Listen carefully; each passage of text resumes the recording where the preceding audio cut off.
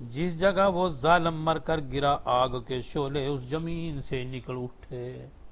جہاں گرو نہ پھرو ان سے آگ نکلی، آگ تیرے استغفر اللہ ہیں. جہاں وہ ظالم گرو وہ جو ہیں.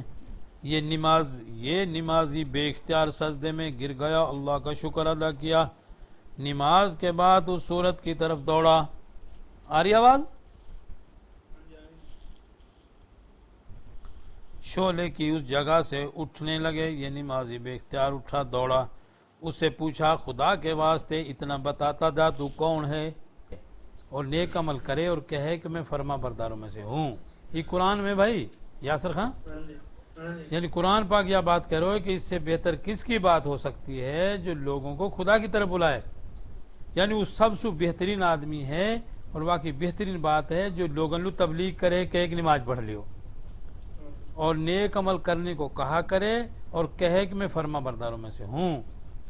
ہیں جی، اے محمد صلی اللہ علیہ وسلم لوگوں کو سمجھاتے رہیے، کیونکہ سمجھانا ایمان والوں کو نفع دیتا ہے. اللہ پاک کہہ رہے ہو قرآن پاک میں، ہیں جی، کہ لوگوں نے سمجھاتا رہو، سمجھانو ایمان والا نو نفع دیوے ہے.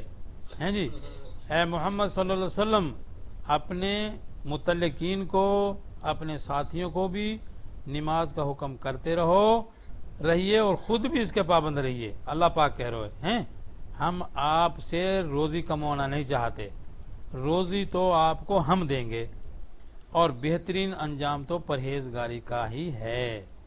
اے محمد صلی اللہ علیہ وسلم اپنے متعلقین کو، ساتھیوں کو بھی نماز کا حکم کرتے رہیے، خود بھی اس کے پابند رہیے. ہم آپ سے روزی کموانا نہیں چاہتے، روزی تو آپ کو ہم دیں گے، بہترین انجام تو پرہیزگاری کا ہی ہے.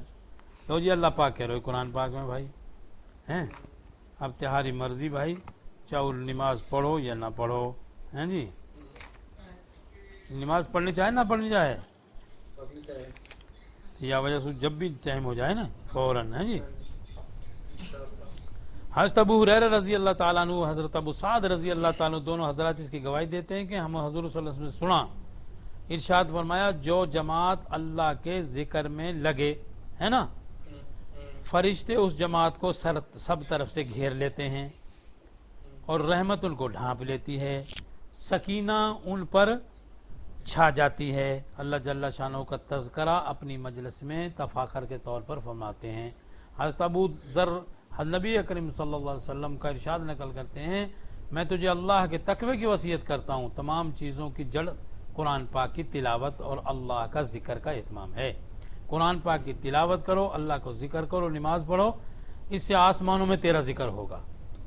بتو کہاں ذکر ہوگا؟ آسمانوں میں، اور زمینوں میں نور کا سبب بنے گا.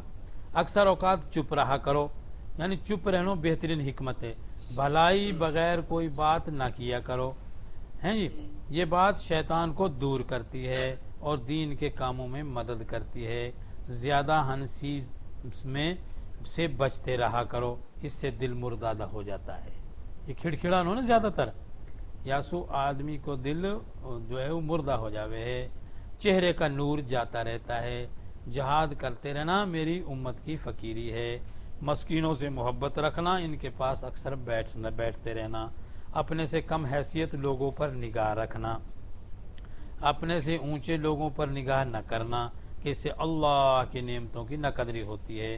اپنا سو نیچے نہ دیکھو گا تم کہو گا اللہ تیرا شکر ہے تینے مولا اللہ چیز دے دی. اپنا سو اونچا نہ دیکھو گا تو تم لوگ کہو گا یار ہم لوگ اللہ نے کون سی دی ہے، نا شکری ہوئے گی نا. یا وجہ سے اپنا نیچا، اپنے سے نیچا نہ دیکھو، اونچا نہ چھوڑو. قرابت والوں سے تعلقات جوڑنے کی فکر میں رہو. قرابت دار رشتہ دار ہیں، رشتہ داروں سے تعلقات جو ہے وہ جوڑن میں رہو. اگر رشتہ دار تم سے تعلقات قطع بھی کریں تو تم جوڑنے کی کوشش کرو. ہیں اگر وہ تعلقات توڑ دیں، حق بات کہنے میں تردد نہ کرنا، گو کسی کو کڑوی لگے. اور جو حق سچی بات ہوئے تو وہ چاہو کڑوی لگے چاہو کیسی ہوئے وہ کہہ دیو.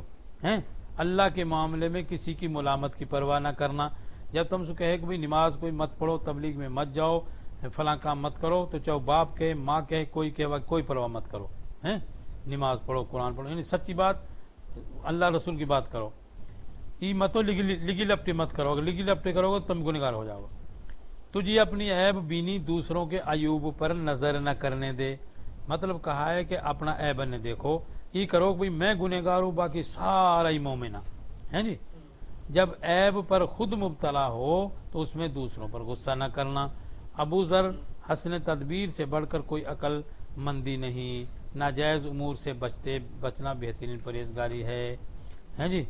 اور ایسی مجلسیں جہاں اللہ اور اللہ کے رسول کا ذکر ہو رہا ہو اس کو فرشتے گھیر لیتے ہیں، اور آخر میں اعلان ہوتا ہے تمہاری سب کی مغفرت ہو گئی۔